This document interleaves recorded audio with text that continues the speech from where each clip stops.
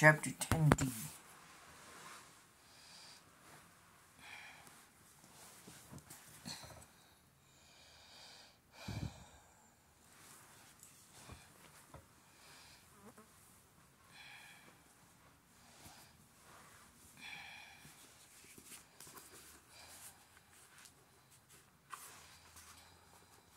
Oh, I'm sorry.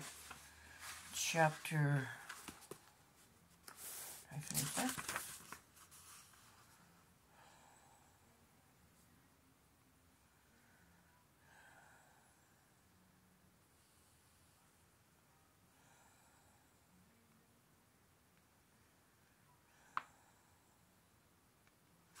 Okay, it's chapter 11. A Fool and His Honey by Charlene Harris. Teagarden Mystery. Later I thought, I asked Regina if the Granberries kept dogs. No, she asked. She said, obviously thinking I was an utter loon. Good.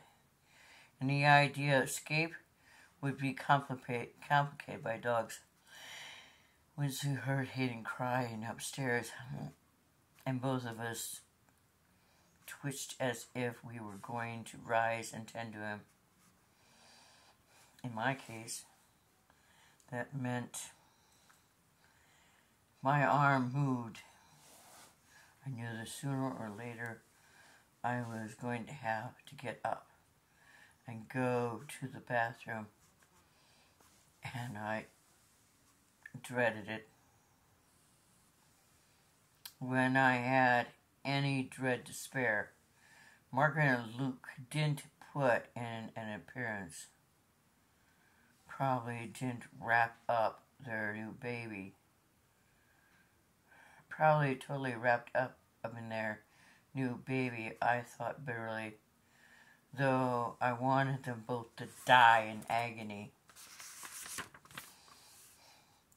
If they were going to live, I wanted them to bring me some extra strength Tylenol. Well, there's no reason they're going to do that. They killed young man. They killed Craig. They're going to kill these two ladies, too. They can't have witnesses. Can't have loose ends.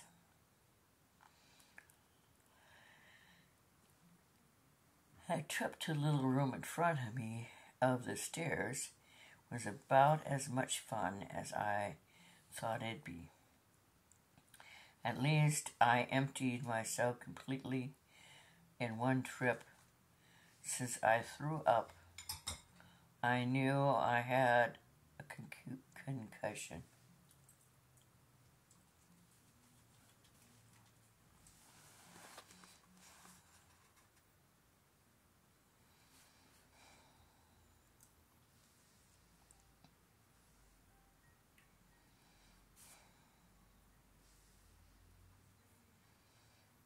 Regina moaned and wept, and I couldn't blame her, but the noise grated on my nerves or ache in my head. Finally, my bladder couldn't hold out any longer, and I talked my niece into helping me up. The trip to the little room, the foot of the stairs, was about as much fun as I thought it would be. Oh, yes, I read that once, I'm sorry. I knew I had a I knew what books I would throw across the room in the future, providing I had a future. Also, detectives in books seemed to take as many aspirins as they wanted, without regard for the recommended adult dosage.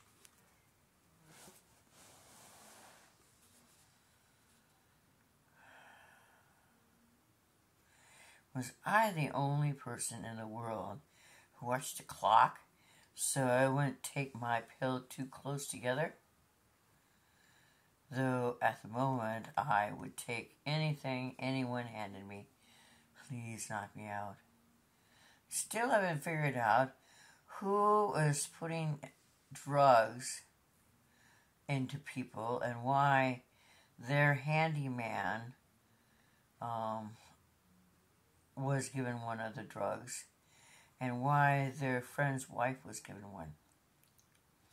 I can see the quality of my thinking was not high, and those were only the good parts. I tried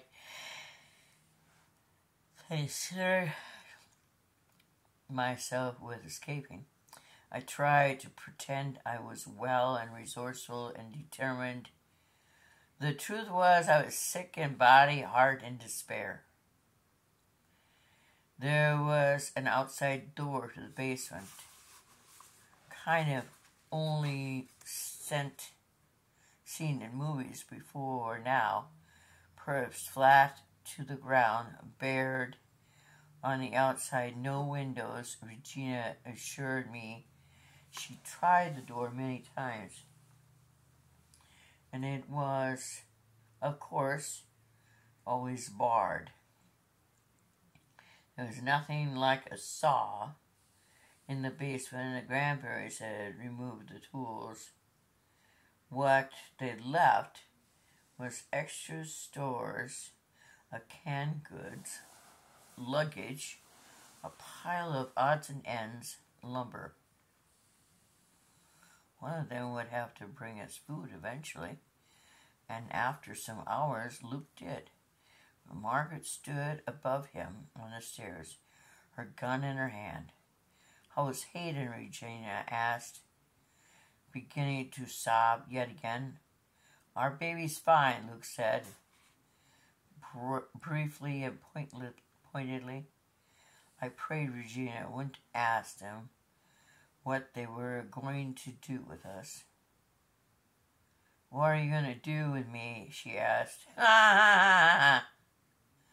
So I was only half disappointed. Luke didn't answer, which was just as well. He set down the tray on Regina's makeshift table and left. Margaret was vigilant the whole time. I looked as ill as possible, which was no stretch. There was a bottle of Cedron on the tray, and Regina opened it for me. Though I was afraid it would make me sick again, I took 4. What a rebel! I propped myself up on one elbow, tried the soup, which was Campbell's chicken and noodle. I managed a couple of crackers and some water. I was exhausted when I laid back down. But after about 30 minutes, I felt better. "Help me up," I told Regina. "Need to go to the girls' room?" "No, I need to move a little." Regina had carried a tray up to the top step, which she said was normal routine. Margaret had opened the door, bent down, and removed it. It had looked to me like she was alone. Now, after my cellmate had helped me stand, I managed to walk by myself through the walking makes it sound more organized than it really was. I went over to the cellar storm doors. I had to push against them for myself. They gave only a fraction of an inch. There was a deadbolt inside the cellar, of course. But at some point, Regina had unbolted it and left it that way. "What's the bar outside made of?" I asked. "Metal," she answered gloomily. She had experimented more than she was letting on. I did think of breaking one of the jars and putting a straight piece of glass through the gap and sawing at the bar. If it was wood,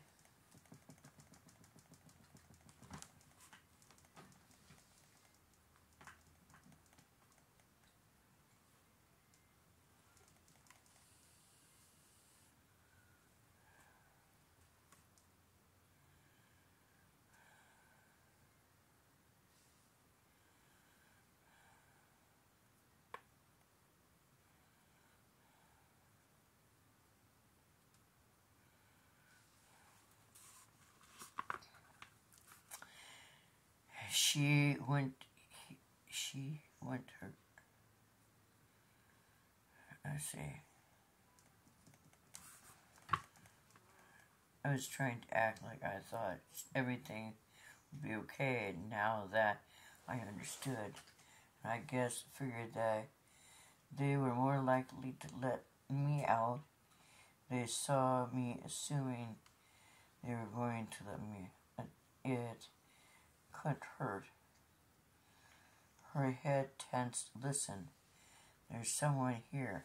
After a second, I could hear it too. The front door slammed, and there were more footsteps above us.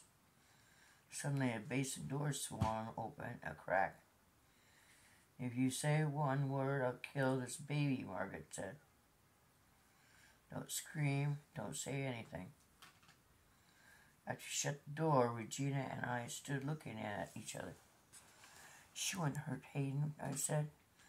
Look at what she's done for him already. I know that. Suddenly deciding, I managed to get to the stairs and grab a wooden railing. Began to haul myself up. Then I felt a hand gripping my pant leg. She might mean it, Regina said. Martin may already be dead, I told her. I have to get out of here and get help for him. I was pleading. I'm sorry, Aunt Ro. Now if there's a chance she might hurt my baby. Regina's bigger and stronger clapped a hand over my mouth and held on to me. I would not let go. Bite her! Sorry. I was hardly in any shape to offer any resistance. We could hear voices right outside the door, several male voices, and one female. Margaret came over this way, where we can hear. Regina whispered and dragged me off the stairs and over the spot by the wall where the dryer vent fed the basement. I was adding my niece to the list of people I wanted to die. Yeah, I have a short list for that too. But for now, that would have to wait, and I listened as she bid me.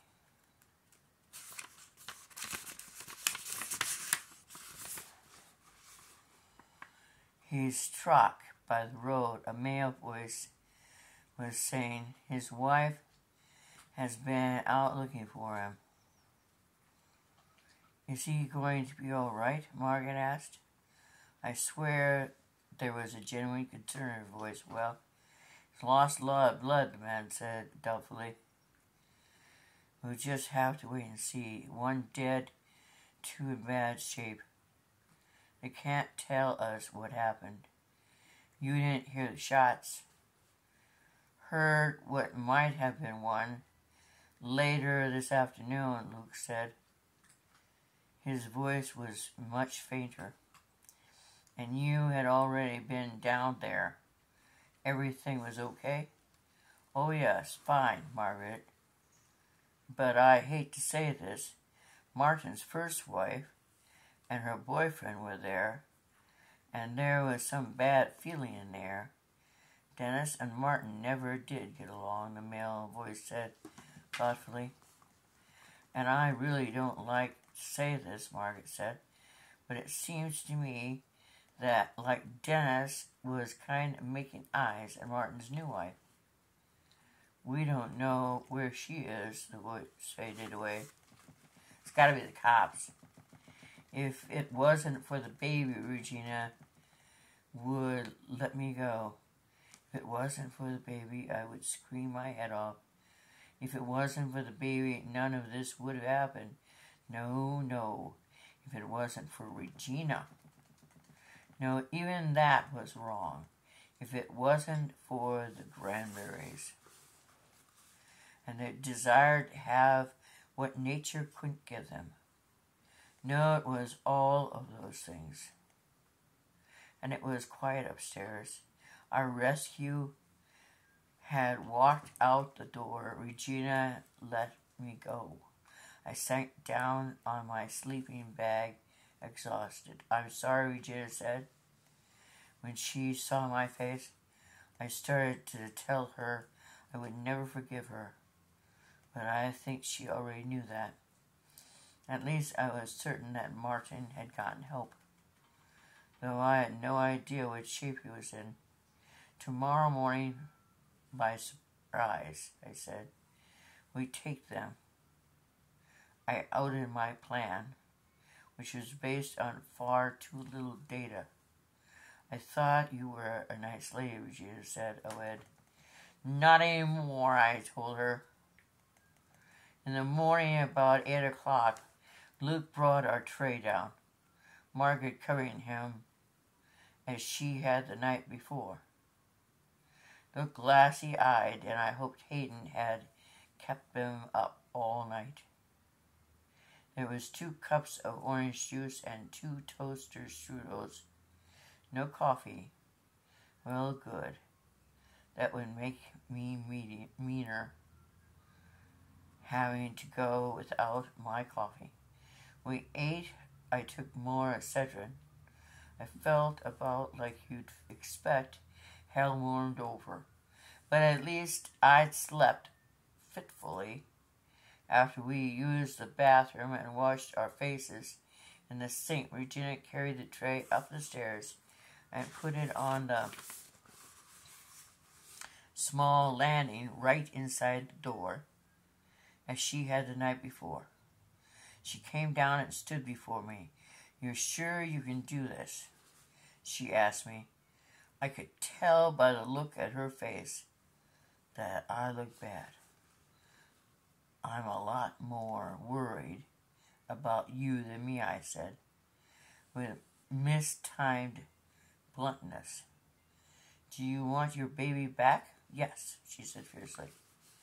"The people that killed his dad can't raise him." Discovering she was a widow had tempered Regina overnight. I looked in her eyes and saw only determination. It also marked the desperation I felt, matched the absolute necessity of reaching my husband to find out what had happened to him. Only that desperation got me up off the sleeping bag, pushed me up the stairs. I stood 1 foot on the landing just inside the door, and 1 foot on the next step down, with my back to the wall, looking over the wooden handrail at the open space of the basement, reviewing what I had to do. I glanced at my watch. It was 9 o'clock. Then there was only the waiting. If it were the much larger Luke instead of Margaret, if for once it were both of them retrieving the tray, then we were sunk. I was counting entirely on them being accustomed to Regina's passivity. I had been hearing someone moving around in the room right outside the door, which Regina had told me was the kitchen. Now the footsteps came clearer. The lock clicked, the door began to open, and I took a deep breath. I had opened the door, swung open, and touched the wall right by my hand. Margaret had come alone for the tray. She bent to pick it up before she noticed me flattened against the wall. And by then I'd reached up, grabbed that long red hair, and yanked with all my might. Adrenaline had come to my aid, and since I pulled myself back sharply, Margaret shot past me at a good clip. Ha ha ha ha ha ha! Unable even to get a sound out, which was great. She was hurt by the fall, but I don't know how badly, because when she reached the bottom of the steps, Regina lifted a board that had been part of a pile of lumber and hit Margaret Granberry's head with all her might. There was a slight crunching noise, and Margaret lay silent at the foot of the stairs. "Oh, yummy!" "Eck," said Regina, panting. My thoughts exactly. Regina came up the stairs behind me having stepped over Margaret's quite casually. I picked up the tray to get it out of our way and took a cautious step to the kitchen. Margaret had propped the rifle by the door. I noticed a fat lot of good that had done her. The kitchen was a beautifully sunny room, floored with white linoleum. I can't wait to have linoleum down. The sun was bouncing off the snow outside and into the room through gleaming windows. My eyes were dazzled by the brightness.